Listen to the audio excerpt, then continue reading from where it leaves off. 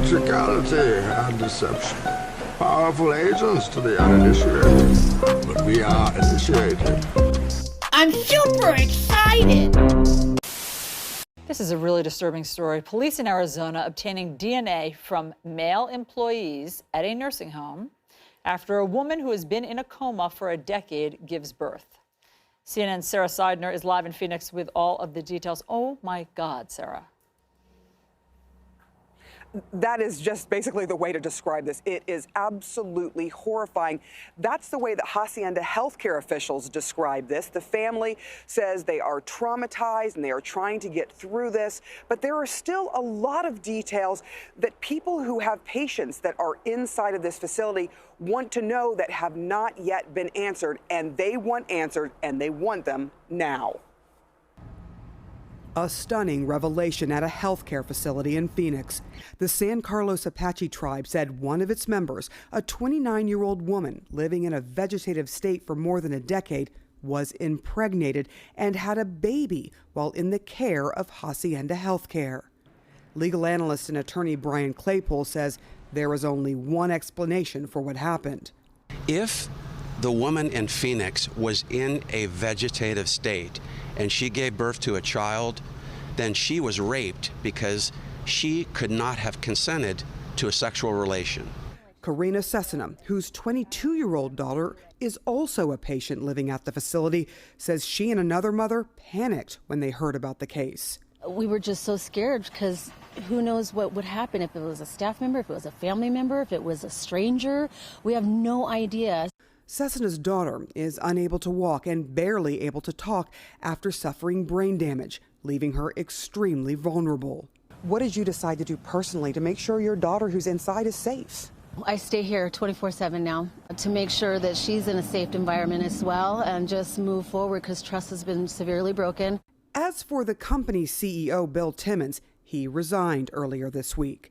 And Hacienda Healthcare's board sent out a statement calling what happened an absolutely horrifying situation and an unprecedented case, without giving specifics of the case. CNN witnessed several police cruisers stationed at the facility during the day, and Phoenix police say they are investigating, but have offered no additional details about the case. Then on Tuesday, Hacienda Healthcare sent this statement saying police served a search warrant to obtain DNA from male staffers. The company said it welcomed the development in the investigation, but Cessna says the healthcare company didn't even inform the families of other patients at the facility about the incident until about 5 days after the birth, and only after local news reports exposed the situation. I think that there's an underlying blanket somewhere that they're trying to hide under, instead of being transparent. They're not being very transparent at all. Again, there are so many questions that people want answers to. We did get a chance to hear from the attorney for the family. The family is not talking at this time, too traumatized to talk. However, they said that a baby boy was born and that boy was born into a loving family and will be cared for. John, Allison. I don't know what to say. There's nothing we can say. Sarah, thank you very much for that reporting.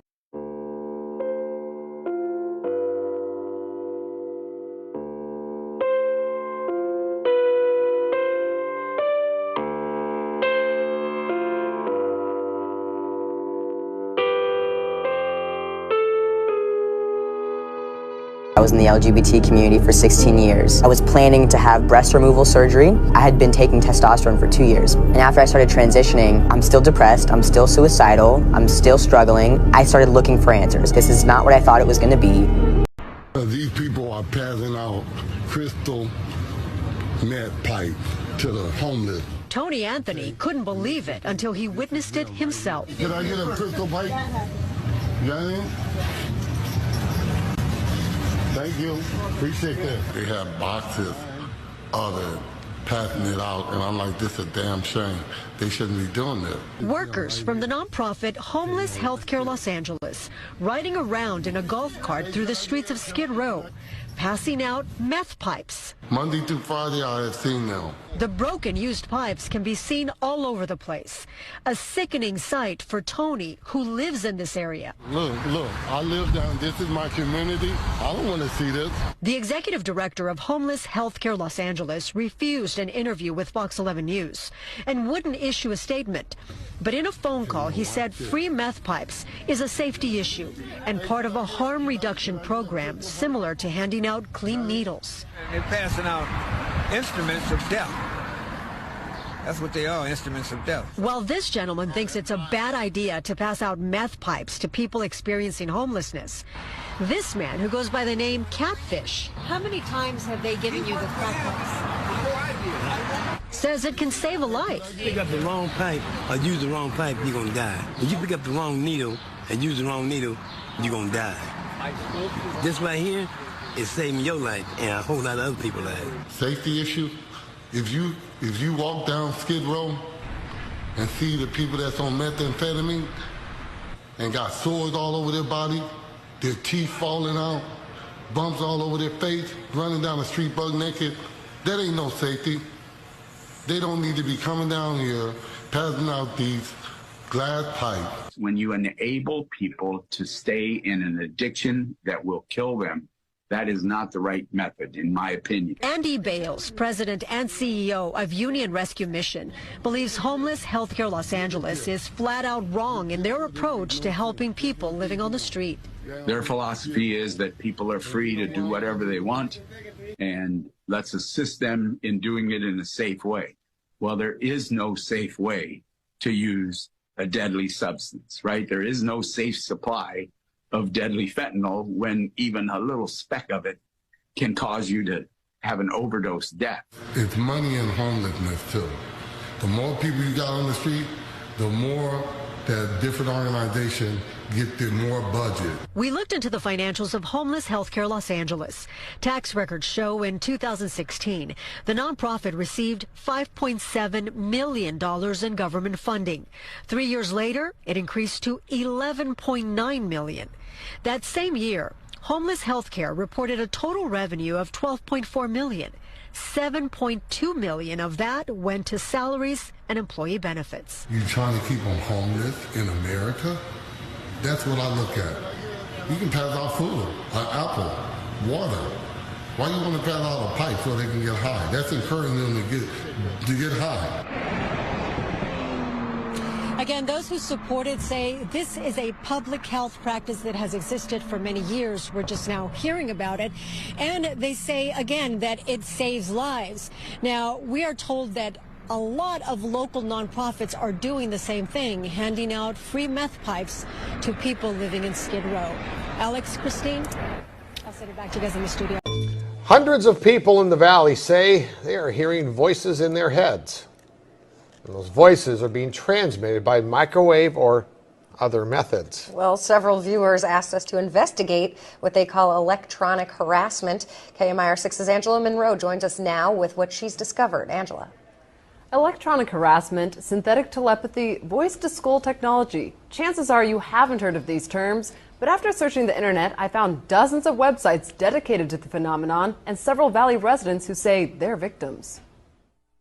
How much more can you invade me than to go into my brain? It sounds like somebody else is reading the book, only it's thoughts. We're not having a group hallucination. This is actually something that's happening. These men all live in the area, didn't know each other before the voices started, and say someone is playing mind games with them. Mostly it's a lot of derogatory comments about whatever you're thinking about. Only time I ever had a whole sentence, he said, "This is not about you," which just frosted me.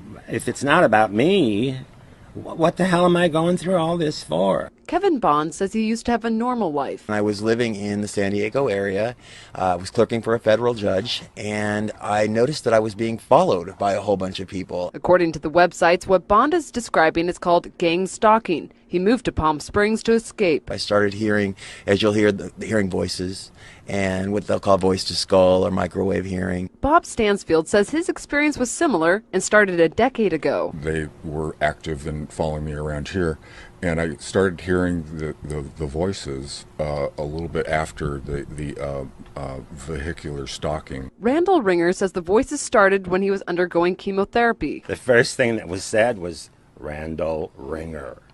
And I sat up straight and I went into the bathroom, and I looked in the mirror, looked myself in the eyes, and I said, did that really happen? Bond says he's found more than 300 victims locally and is tracking others across the state through billboards.